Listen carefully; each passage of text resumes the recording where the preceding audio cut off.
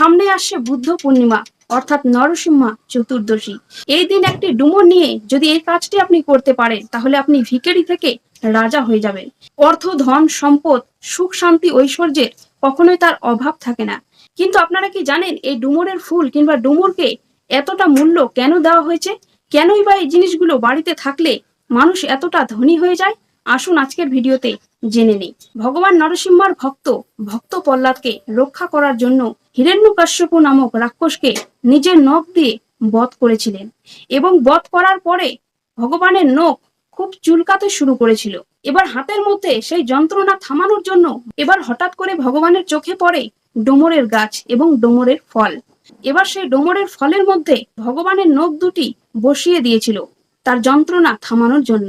এবার ভগবানের হাতের যন্ত্রণা তো শান্ত হয়ে গেল, কিন্তু ডোমর বলতে শুরু করলো, হে ভগবান, আপনার হাতের যন্ত্রণা তো ঠিক হয়ে গেল, কিন্তু আমার শরীরের মধ্যে ঘা হয়ে গেল এবং অসুরের রক্ত আমার শরীরের মধ্যে প্রবেশ করলো, আমি অপবিত্র হয়ে গেলাম, আমার যে প্রচুর যন্ত্রণা হচ্ছে, তাই এই যন্ত্রণা থেকে কৃপা করে আমাকে মুক্ত করুন।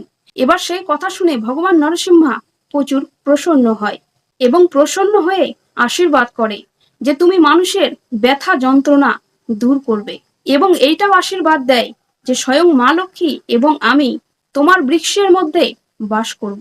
তখন থেকে ডোমর গাছের মধ্যে মা লক্ষ্মী এবং ভগবান বিষ্ণু নিবাস করে। শাস্ত্র মতে আরেকটা কথা আছে, বলেছিল যদি কোনো সৎ যাত্রা সেই গাছের নিচ দিয়ে যায় তাহলে সেই ব্যক্তির পুণ্যের ফল ডোমর গাছের মধ্যে চলে যাবে।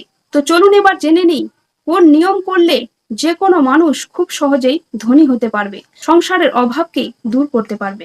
যে কোনো ব্যক্তি লাল কাগজের মধ্যে ডোমরের ফলের দুধ দিয়ে যদি স্বস্তি চিহ্ন বানিয়ে অমাবস্যা কিংবা পূর্ণিমার দিন বাড়ির মধ্যে রাখতে পারে তাহলে সেই ব্যক্তি ধীরে ধীরে ধনবান হয়ে যায়।